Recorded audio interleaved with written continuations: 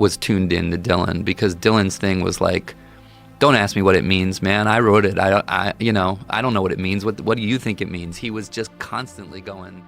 Bob Dylan kept her name secret for 60 years. But now, at 83, he's finally talking. He first met her in 1963. He wrote his most famous songs about her. And after she left him, he was never the same. Even his closest friends didn't know the truth. Dylan's mind-blowing confession explains everything. The motorcycle crash, the born-again phase, and why he disappeared at the height of his fame. Bob Dylan was born as Robert Allen Zimmerman on May 24, 1941, in Duluth, Minnesota.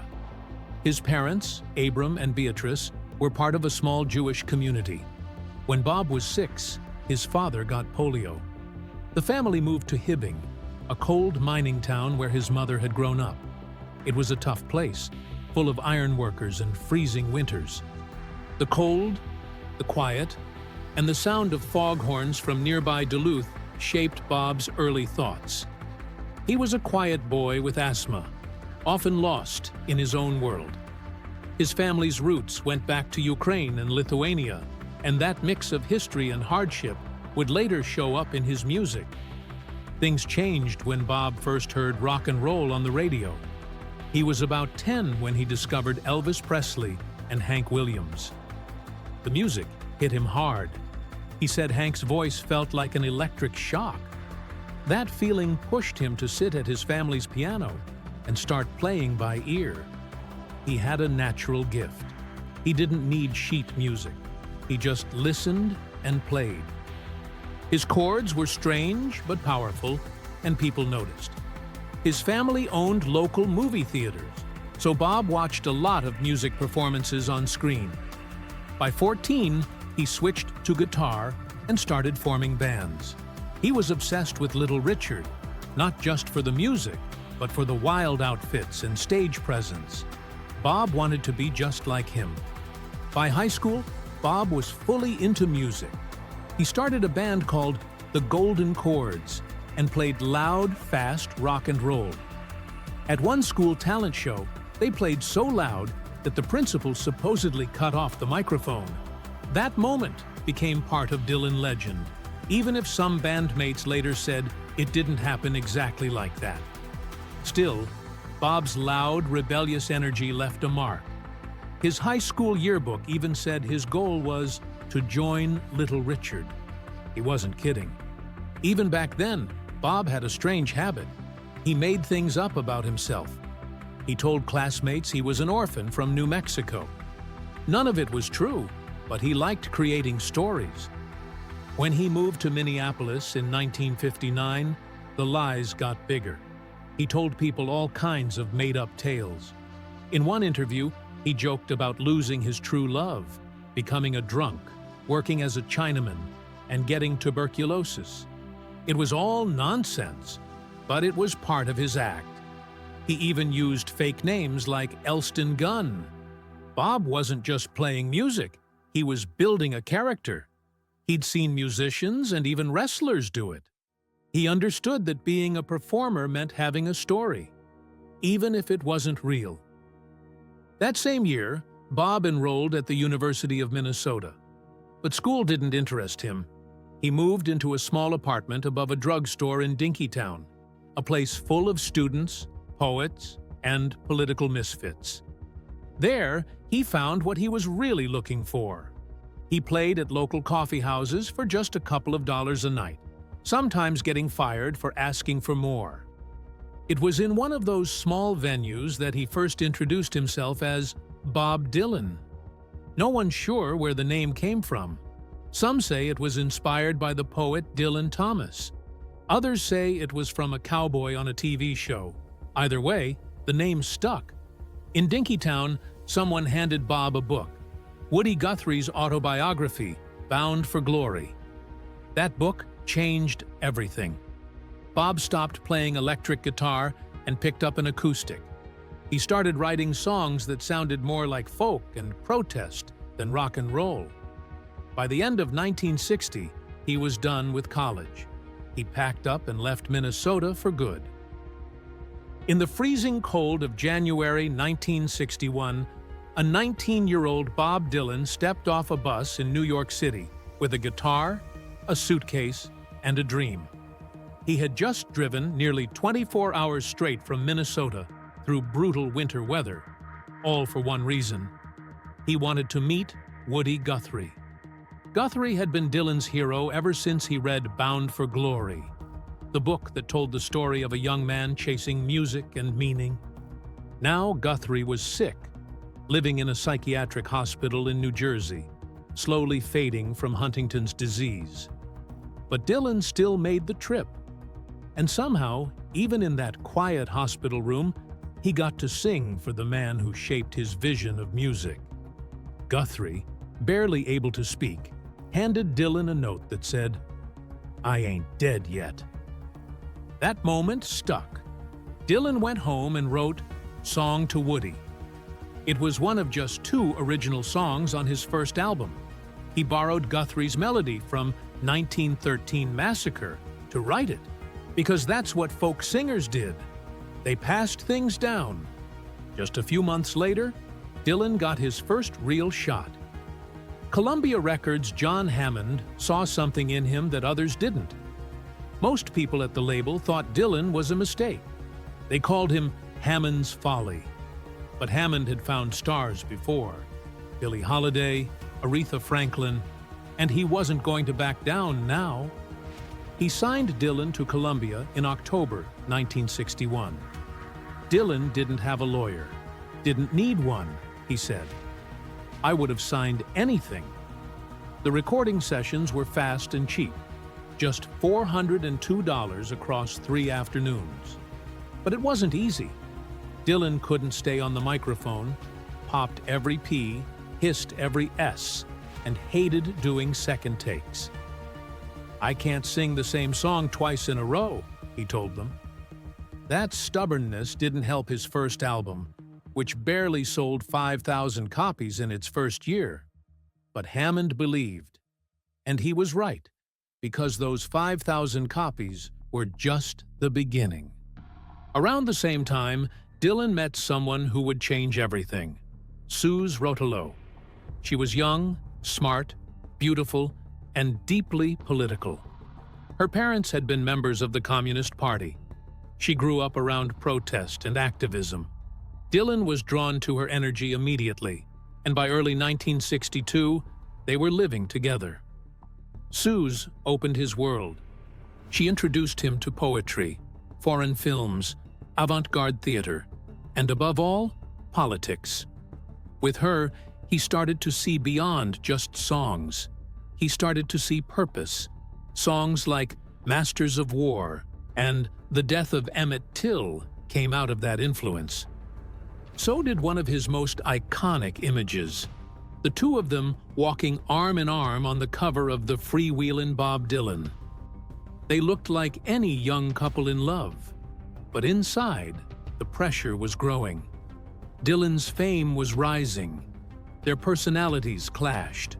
In 1964, it was over.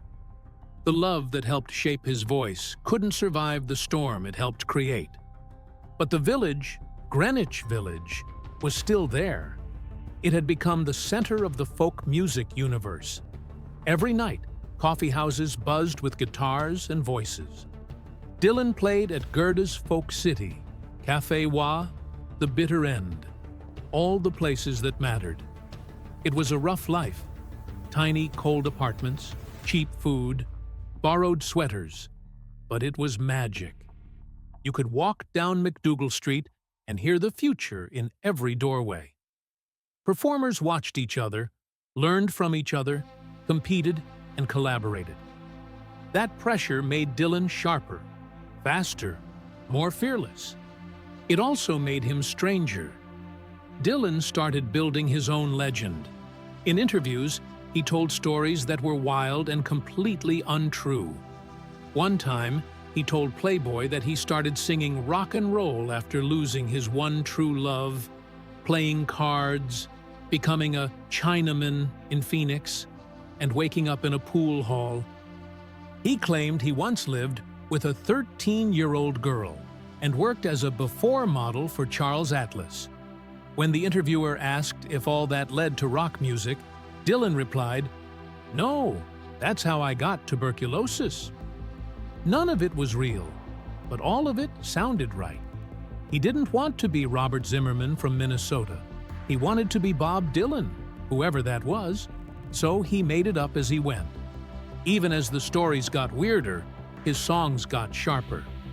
In 1962, he wrote The Death of Emmett Till. The next year came The Lonesome Death of Hattie Carroll, a song that stunned listeners with its calm, brutal truth. Hattie was a black woman killed by a rich white man. The killer got 6 months. Dylan didn't just point fingers. He told the whole story. The people, the system, the silence. It wasn't just protest anymore. It was poetry. By the summer of 1963, the world was starting to notice. Dylan played the Newport Folk Festival, the biggest stage for folk music. He was just 22, but already the crowd knew his name. He took the stage in a faded army shirt and sang "Blowin' in the Wind" with Joan Baez, Pete Seeger, and the Freedom Singers. Then came "We Shall Overcome." The crowd felt it. Billboard magazine called it the most powerful moment of the festival. Everyone could see it. Dylan was no longer just part of the scene. He was leading it. His relationship with Joan Baez was part of that rise. She was already famous when they met, but she believed in him, brought him on stage, sang his songs, and helped him climb. By 1963, they were partners, on stage and off. Together they sang at the March on Washington right before Dr. King gave his "I Have a Dream" speech. But fame has a price. In 1965, during Dylan's UK tour, he brought Baez along but wouldn't let her perform. She felt abandoned, heartbroken. When he married someone else just months later, it was over. Baez would write songs about the pain, especially "Diamonds and Rust." Then came "The Times They Are A-Changin'." The title alone was a message. Released in 1964, it spoke to a country in shock. JFK had just been killed, civil rights protests were spreading, and war loomed in Vietnam. Dylan knew what he was doing. He wrote it like an anthem. "Come, senators, congressmen, please heed the call." A friend once asked, "What is this shit?" Dylan shrugged. "It's what people want to hear." It worked. The song reached across generations, across oceans. It hit number 9 in Britain. Critics called it timeless. Even as the years passed, the lyrics found new meaning for every generation that heard them. That same year, Dylan started changing again. This time, from the inside out. He took LSD, started reading Rambo. His songs turned surreal. He no longer wanted to point fingers. He wanted to paint pictures with words. During a road trip in early 1964, he wrote "Chimes of Freedom," a song that didn't follow any straight path. It just flowed. In June, during one night of recording, he drank wine and recorded 14 songs in 3 hours. That became another side of Bob Dylan, a clear sign that his protest era was ending. What came next would change rock music forever. In 1965, Bob Dylan shook the music world. He released Bringing It All Back Home, and it wasn't just another folk album. The first half blasted through with electric instruments, guitars, drums, a full band. It opened with Subterranean Homesick Blues, and just a few seconds in, you knew something had changed. Folk fans were confused. This was the guy who once sang with only an acoustic guitar and a harmonica. Now he was tearing into electric rock. But Dylan knew exactly what he was doing. The second half of the album stayed acoustic, but the lyrics had grown darker, sharper, stranger. It was like he was showing everyone two sides of himself. One foot in the past, the other already sprinting into the future. And the final track, "It's All Over Now, Baby Blue," felt like a goodbye. Not just to a lover, but maybe to the entire folk scene that had tried to hold him back. Then came "Like a Rolling Stone," 6 minutes long. That was unheard of for a single. Record executives hated it. Radio stations didn't want to play it. It was too long, too raw. But something strange happened. A copy of the song ended up being played at a New York club one night, and the crowd lost it. They begged the DJ to play it again and again until the record was worn out. The next morning, radio stations were calling, begging for copies. Even though DJs had to flip the vinyl halfway through just to play the whole thing, people didn't care. The lyrics hit like a punch. The organ whined behind Dylan's voice, and it felt endless, in a good way. Paul McCartney said it sounded like it could go on forever. Frank Zappa even joked he wanted to quit music after hearing it. That's how powerful it was. Just days later, Dylan walked on stage at the Newport Folk Festival. He wore black leather, boots, and an attitude. People thought he was going to strum a few gentle songs. Instead, he plugged in. Backed by electric guitar and organ, he ripped into "Maggie's Farm," and the crowd exploded. Some cheered, others booed. People were crying. Pete Seeger supposedly yelled he wanted to cut the power cables with an axe. That moment, Dylan going electric in front of a sea of confused and furious folk fans, became legend. After just 3 songs, he walked off stage. Then, as if to calm the storm, he came back alone and played 2 acoustic songs. But the damage, or maybe the evolution, was done. He wouldn't return to Newport for another 37 years. The organ that gave "Like a Rolling Stone" its haunting sound almost didn't happen. A 21-year-old guitarist named Al Cooper was just there to watch the recording session.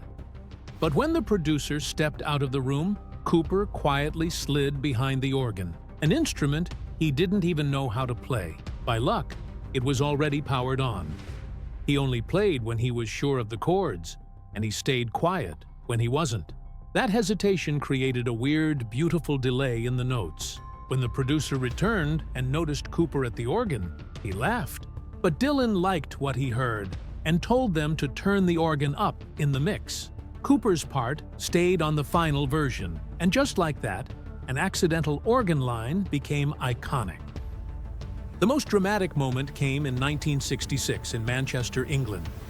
Dylan was on tour, splitting each show in 2, acoustic first, electric after. Folk fans loved the first half. Then came the second. With his band behind him, Dylan dove into electric songs. After one, someone in the crowd shouted just one word, "Judas!" It was brutal. A full-blown accusation. Dylan didn't flinch. He leaned into the mic and fired back, "I don't believe you. You're a liar." Then he turned to the band and snapped, "Play it fucking loud." And they did. "Like a Rolling Stone" roared through the hall like thunder. No one forgot that night. For decades, people tried to figure out who had shouted the insult. 2 men claimed it, but no one could ever be sure. That same year, Dylan quietly got married. On a break from touring, he wed Sarah Lowndes under an oak tree in Long Island. It was private. So private that most of his friends didn't even know. Sarah was pregnant, and Dylan wanted the moment to be theirs alone. When people asked him about it, he denied it. It wasn't until months later that a newspaper broke the story. Their relationship was complicated. Sarah had worked as a model and secretary. She met Dylan while he was still connected to Joan Baez and Suze Rotolo. But Sarah was the one he married, even if he kept it secret at first. Around this time, Dylan was also working on Blonde, a double album that became one of his greatest achievements.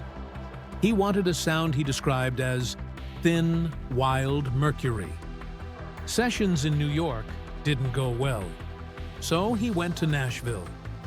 There, with top-notch session musicians, he recorded most of the album in just a few intense days.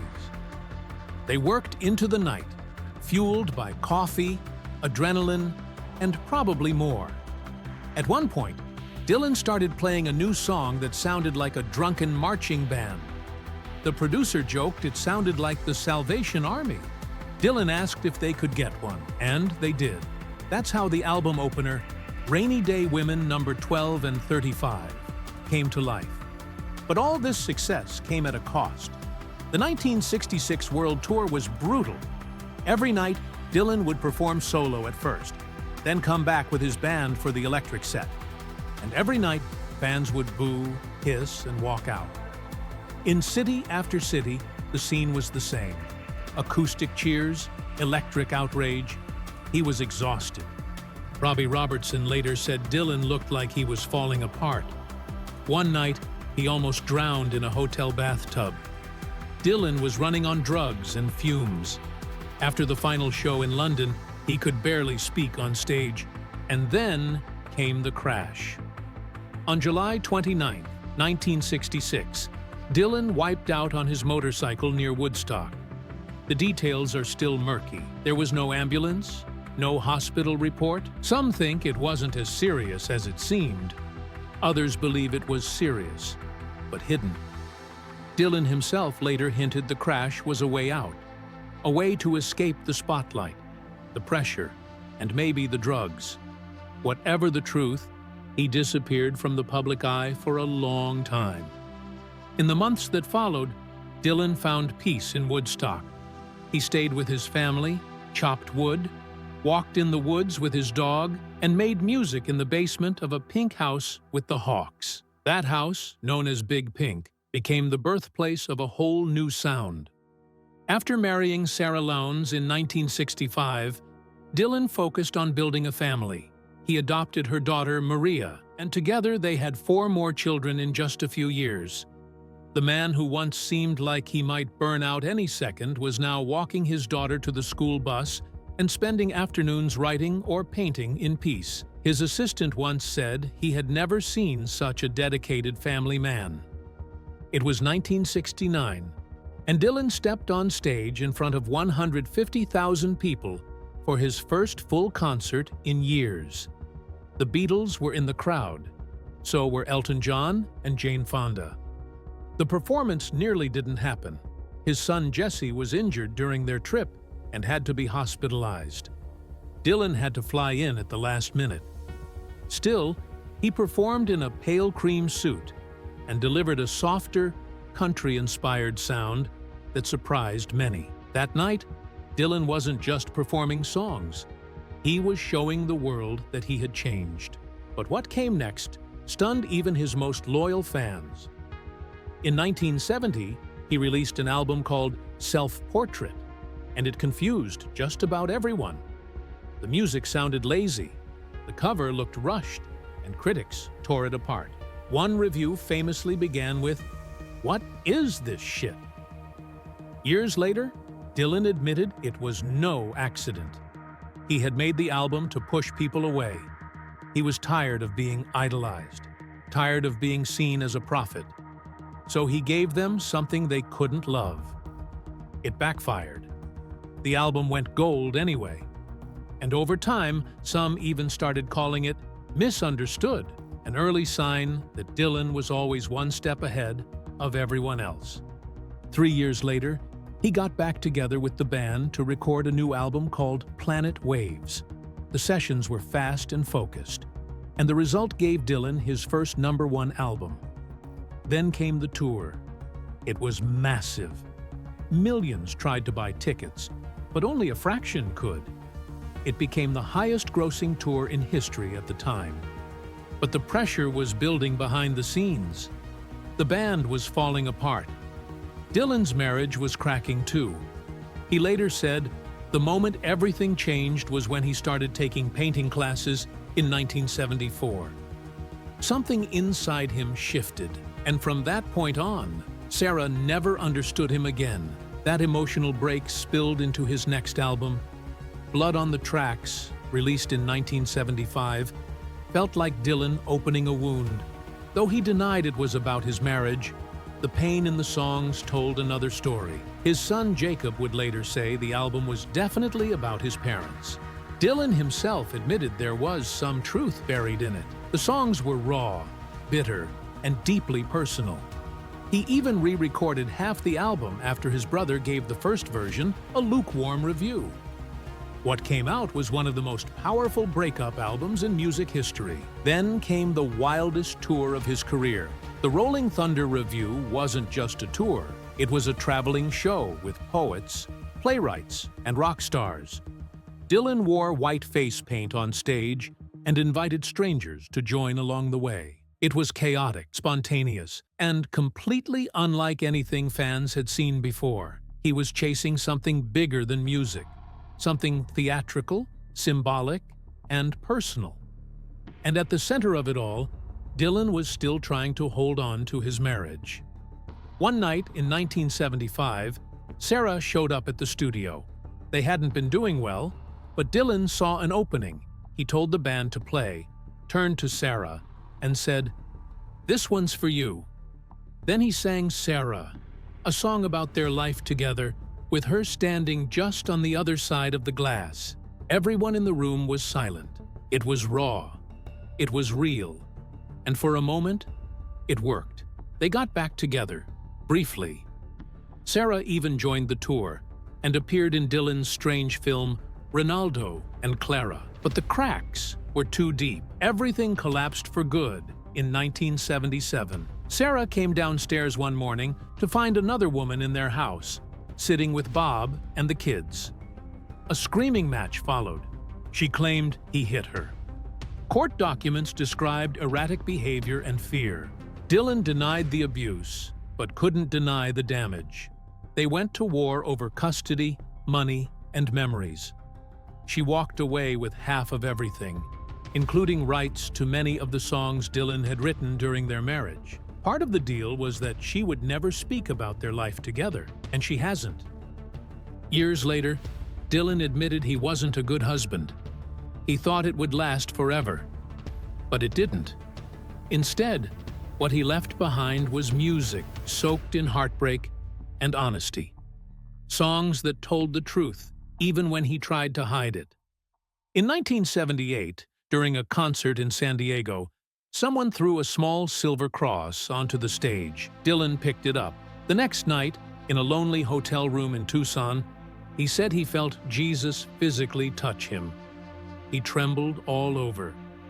That moment changed him. He became a born-again Christian. Soon, he was baptized, took Bible study classes, and released an album full of gospel music. He stopped singing his old protest songs and toured with a set list that was all about faith. Fans were confused, critics were harsh, but Dylan didn't care, at least not yet. The pushback came fast. At some concerts, people tore up their tickets and walked out when they realized what they'd signed up for. Outside venues, others were begging to sell their $15 tickets for just $5. In between songs, Dylan would preach about the end times and quote scripture. He told people Jesus was coming back. He warned about war in the Middle East. He wasn't just a singer anymore. He had become a street preacher with a guitar, and it alienated much of his fan base. By 1983, Dylan began to shift again. He released Infidels, an album that moved back toward more familiar ground. It still had some religious themes, but also touched on politics and personal confusion. He worked with Mark Knopfler from Dire Straits, after turning down other big names like David Bowie and Frank Zappa. But Dylan being Dylan, the recording sessions were chaotic. At one point, he played with the tinfoil from his sandwich into a microphone just to throw things off. And despite having recorded some incredible songs like Blind Willie McTell, he didn't include them on the album. Still, it did well. Gold in the United States, a top 10 hit in the UK and Norway. Slowly, he was back. Behind the scenes, Dylan was living a secret life. In 1986, he had a daughter with one of his backup singers, Carolyn Dennis. They got married in Los Angeles, but nobody knew, not the press, not the fans, not even most of his friends. They hid it all, using a law that let them seal their marriage certificate. The birth certificate didn't even list Dylan as the father. It wasn't until 2001, when a biography came out, that the world found out. Carolyn later said they did it to protect their daughter's childhood. They divorced in 1992, but kept the secret until the very end. While his personal life stayed hidden, his career hit rock bottom. His 1986 album, Knocked Out Loaded, was rushed and barely held together. Critics tore it apart. Rolling Stone said it was depressing. Dylan himself admitted he didn't put much effort into it. Things didn't improve much with Down in the Groove in 1988. It sold poorly and was later called his worst album ever. Even the cover was a disappointment. Originally, it was supposed to show a man riding a horse backwards while playing guitar, but the label rejected it. That summed up the whole period: confused, off track, and full of missed chances. But just when it looked like Dylan was fading out, something unexpected happened.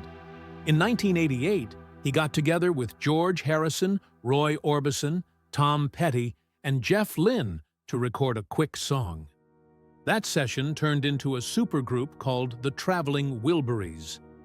Each of them took on goofy names and played like they were just having fun, not trying to be legends. It worked. The album they made was a hit. It won a Grammy. And for Dylan, it meant something even more. It showed he still had it. He could still create something great. And he wasn't done yet.